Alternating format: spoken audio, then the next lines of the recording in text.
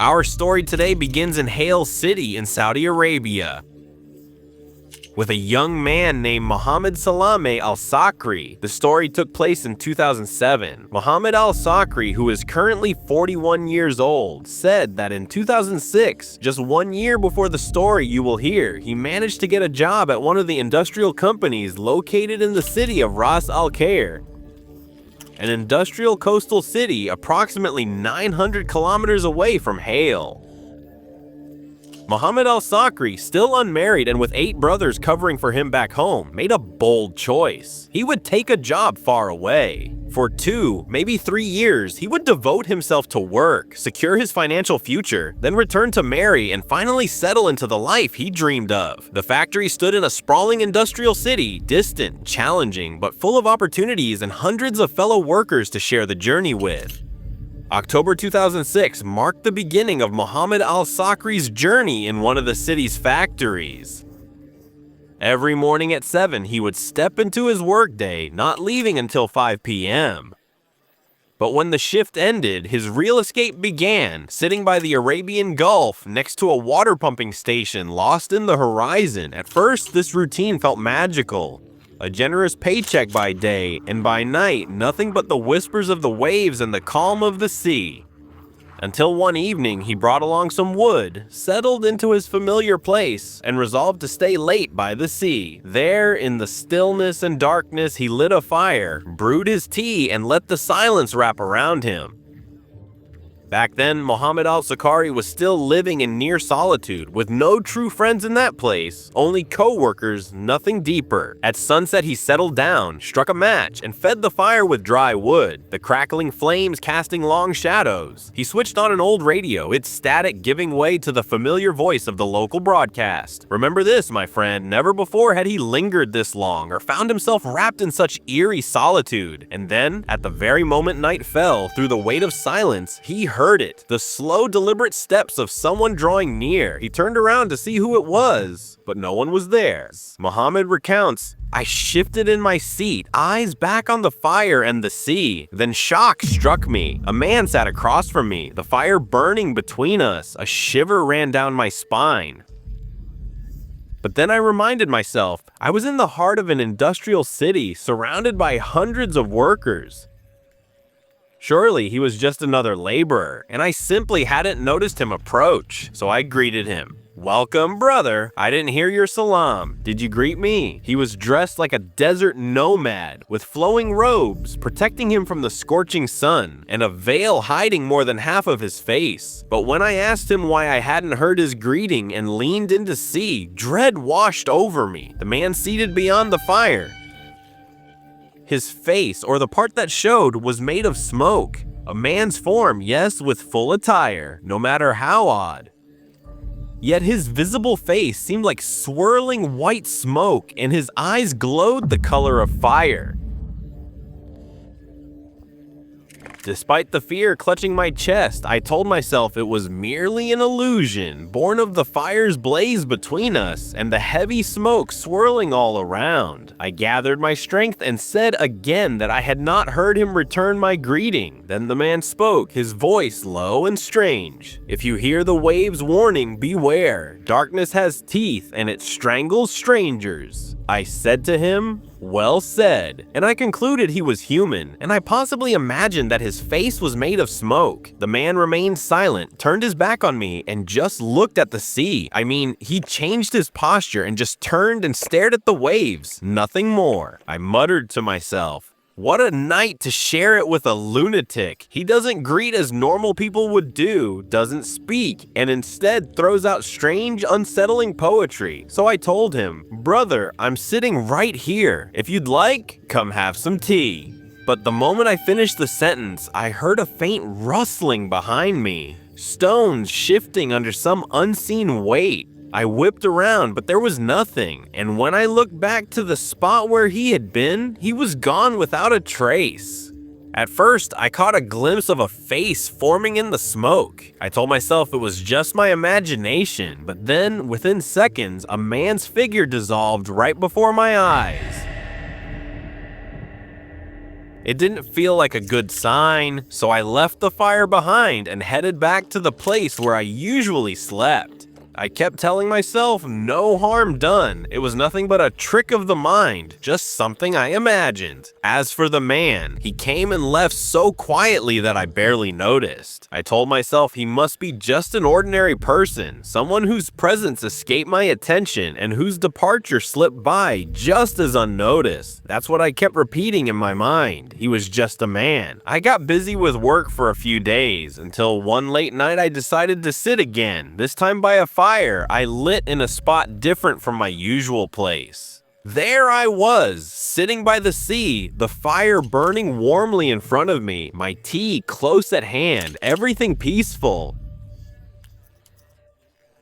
Then, just as the darkness set in, something caught my eye. The smoke from the fire. It wasn't drifting as usual, it was moving together, forming a single line, streaming straight toward the water. I focused on the smoke curling up from the fire and slowly raised my eyes to follow it, and then I saw him, the same man sitting directly behind the flames, dressed exactly as before, sitting exactly the same way. But this time, no veil hid his face, and I knew with absolute certainty this was no dream, no illusion. Here's the crazy part, the guy's face. It was literally smoke. I was so freaked out I straight up said, "Peace be upon you."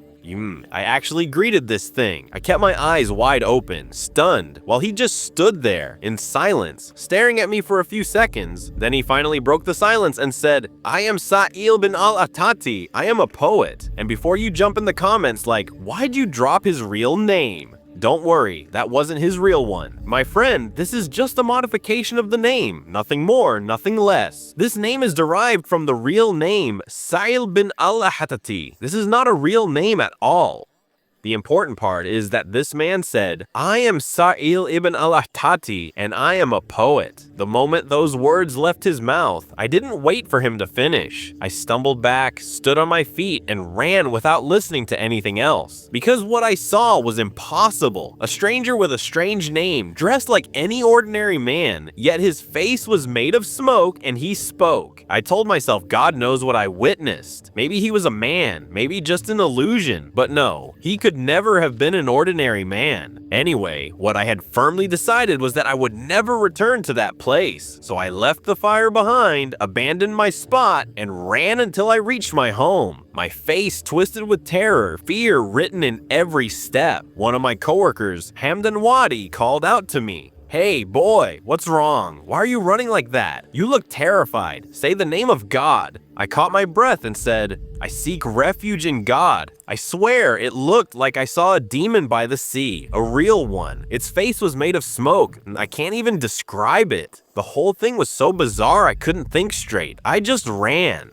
Hamdan pressed me for details, eager to know what exactly I had witnessed. So I sat down with him and told the whole story, how I first met that strange man, that his name was such and such, and how he claimed to be a poet with a face made of smoke. Hamdan simply said, "Forget it. What's done is done." Then he introduced himself. "My name is Hamdan Wadi al-Sakri, and I work in such and such department at the company." I smiled, introduced myself in return, and what a surprise it was. We turned out to be relatives from the same tribe. My name is Muhammad Salama al-Sakri, and his is Hamdan Wadi al-Sakri, two branches of the same tree. That's how I found my very first friend in this place. I sat down and began to paint for him the image of the man, how it all began, and the strange flow of events. He was completely absorbed, analyzing every single word, every subtle detail. When I finished, he leaned in and said something haunting. Hamdan told me that what I experienced was strikingly similar to the old tales of Arab poets. Back then, they would venture deep into the desert, light a fire in some desolate place, and soon a figure would emerge, born of smoke, clothed like a wanderer. This spectral figure would speak to them in riddles and cryptic dialogues, and the story ended the same way. The man who ventured into the desert alone would return as a poet. It is said that Imru al-Qais once encountered a mysterious figure in the heart of the desert, a jinn poet named Lafiz ibn Lahiz. At that time, Imru al-Qais had no ties to poetry, yet after this strange meeting, he returned transformed, becoming one of the greatest and most celebrated poets in history. Likewise, it is told that Antarah ibn Shaddad also crossed paths with a jinn named Jalid ibn Zil.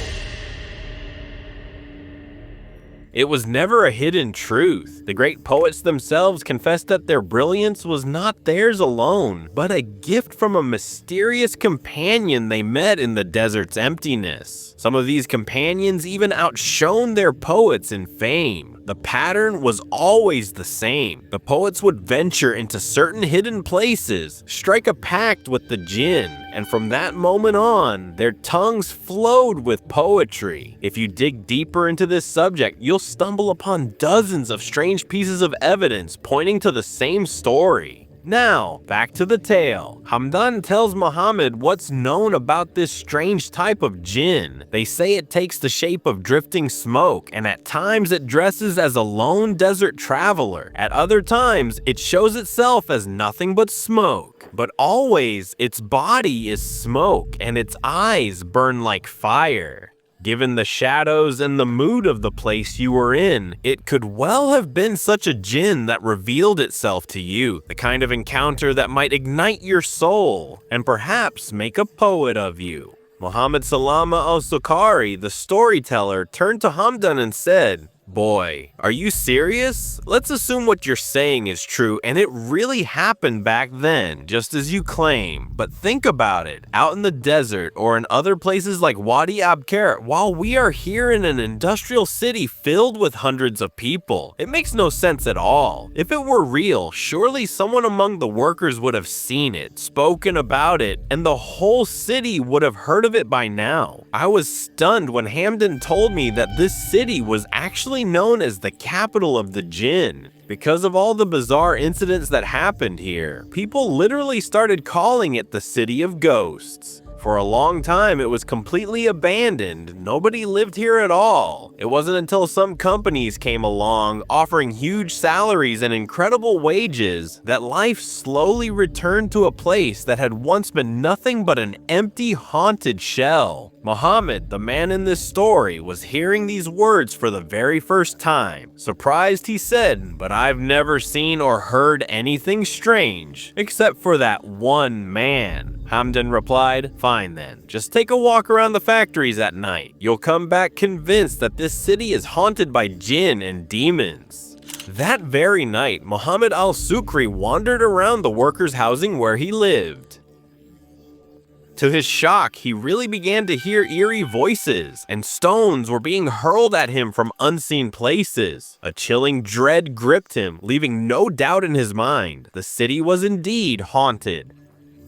The next day, Hamdan al-Sukhri came back, urging him, "Tell me about the worst that could happen, the absolute darkest possibility." Hamdan answered, "I know as much as you do. I've heard things, seen glimpses, but nothing beyond that." But Muhammad al-Sukhri couldn't shake a dangerous thought. If the poets of old were said to draw their verses from dealings with the jinn, then why not me? Perhaps I could rise as a poet whose words echo through history, studied by generations yet to come. So Muhammad sat with Hamdan, plotting how they could take advantage of this. The reason? Well, there were many, but the strangest of all was this: to prove that such cases really do exist, that a person, with the aid of the jinn, could become stronger, a poet, or almost anything. It was the same principle as sorcery, only in a different form. Muhammad and Hamdan shared the same drive, the same way of thinking. Muhammad said, "Tomorrow after work we'll take the wood, head to the shore, light a fire, drink tea, and wait." There was something strange about this man. He would appear, and they would either speak with him or strike a deal, maybe even learn something useful. And indeed, for 3 nights straight, Muhammad and Hamdan went to the exact same spot by the sea. They sat for hours near the fire, but no one ever came. Hamdan began to wonder if Muhammad had only imagined it all. On the 4th night, they went out and sat there until darkness fell. Hamdan kept feeding the fire, tossing in more wood, waiting, yet nothing happened. Finally, Hamdan rose to his feet and called out, "I want any jinn in this place to reveal itself. Speak to me and answer by the very name of the strange man who has appeared before me." I told him, "Sit down, man. He always came to me without being summoned. Just sit and keep quiet." Hamdan wouldn't stop yelling, his body twitching in odd, frantic ways. It looked almost like a sudden frenzy, crying out the name, jerking his head from side to side, his voice rising, his eyes squeezing shut, all within a handful of seconds. And then, Hamdan let out a chilling laugh before crashing to the floor unconscious. What was this? I had no clue.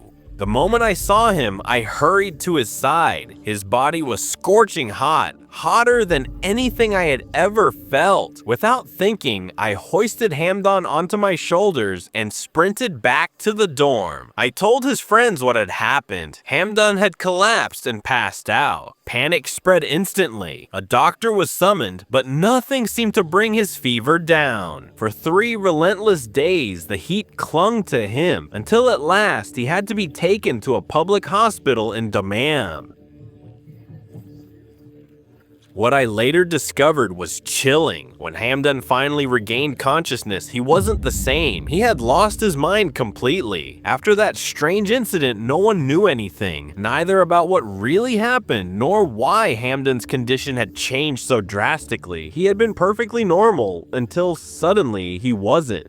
What struck me most was the shroud of secrecy after Hamdan fell ill. It was as though the company erased the incident completely. No one spoke a word. Everyone carried on like clockwork. And whenever someone asked about Hamdan, the reply was chillingly uniform. He left because of health issues, received compensation, and that was it. What was his illness? What happened to him? And what was his fate? No one had a clue, exactly as the company intended. When I tried to dig into his records and address through the company, I was stunned to find that he didn't even have a file. It was as if the company had erased every trace of him. But I knew his name, his title, and as I mentioned before, Hamdan was from my own tribe, my kin. So I thought, why not ask around? I could find out where he lives, take some time off, travel to Hale, and talk to my brothers and father about Hamdan Wadi al-Sakri. Through these conversations, I learned where he lives, and all that remained was to visit his city, meet his family, and check on his health. And that's exactly what I did. I traveled to the city where Hamdan lives, asking around from one person to another until I finally reached his family's home. They were a large, well-known family, and they welcomed me warmly. I introduced myself as Hamdan's friend from work. That's when I learned that after falling ill, he had lost his job. But what exactly was his illness? What had struck him down? I had no idea. All I knew was that I had come all this way just to check on Hamdan and see how he was really doing. The family was heartbroken over Hamdan. He had once been an ambitious young man, full of life, but then the illness struck, clouding his mind, and no one even knew exactly what the disease was. What they did know was chilling. Hamdan had gone mad, driven to insanity by the sickness, and that's what shocked me the most. Just days earlier, Hamdan was perfectly normal, no sign of trouble at all. Then suddenly, after that strange day, he fell ill and was rushed to the hospital. It was only then that I learned from his family. He had lost his sanity. Nothing about it made sense. Hamdan's madness defied logic.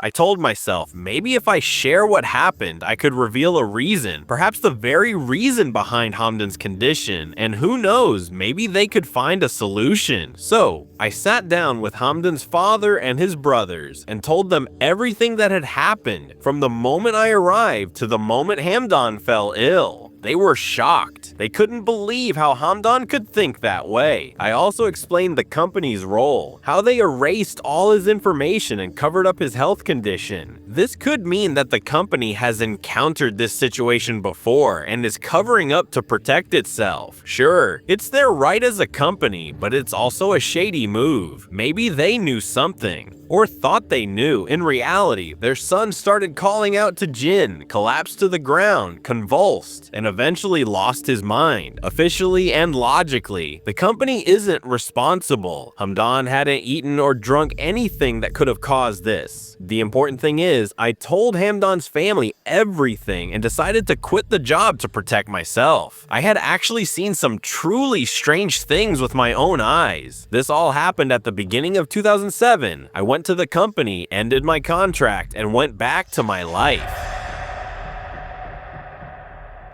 Exactly 3 years passed, and I remembered my friend Hamdan. I thought I should visit him and see how he's doing. I wanted to know what had happened after all these years. When I finally went to Hamdan's family home, what I saw was utterly bizarre. Hamdan was still mad, yet he possessed a fluency in speech and a poetic soul that seemed almost impossible in a sane man. Yes, he was insane, but he recited poetry so effortlessly that he became famous in his city for the eloquence of his tongue. Everywhere he went, at all times, he murmured lines of verse. He had a terrifying physical strength, an ironclad constitution, and a bizarre, exquisite way of crafting poetry. And still, he was mad. For the record, our friend Hamdan Wadi al-Sakri passed away in 2016 after gaining fame throughout his city for his peculiar poetry, lines no one had ever heard before, and that you'd only hear from someone truly mad. As Muhammad, the narrator of the story, noted in his memoirs, it's entirely possible that he was struck by the very force that had affected Arab poets in the past, so powerful that his mind may not have been able to comprehend it, and madness took hold. I'm sure you've all seen crazy people on the street with some unique talent or a way with words. I personally saw a madman who spoke English fluently, Spanish as well, and even Russian. And yes, he was completely insane. F46. The real question is, could what happened to Hamdan be the same as what happened to the ancient Arab poets? Those poets used to take pride in the fact that their muse, their companion, inspired and taught them poetry. And honestly, I have no clue or explanation for this phenomenon. But if you dig into it, you'll find dozens of pieces of information, evidence, and even the verses poets used to praise their companions, and even references in famous books. Only God truly knows the reality of this matter. If anyone has any information, feel free to share it in the comments. The weirdest thing in Muhammad al-Sakri's tale? The line of poetry he got from Hamdan. It was puzzling. It was strange. My friend, stay sharp and don't forget to smash that like. The like. Hit subscribe, turn on the bell, watch the past and upcoming episodes, and follow me on Instagram. I am Ali Ahmed. Goodbye.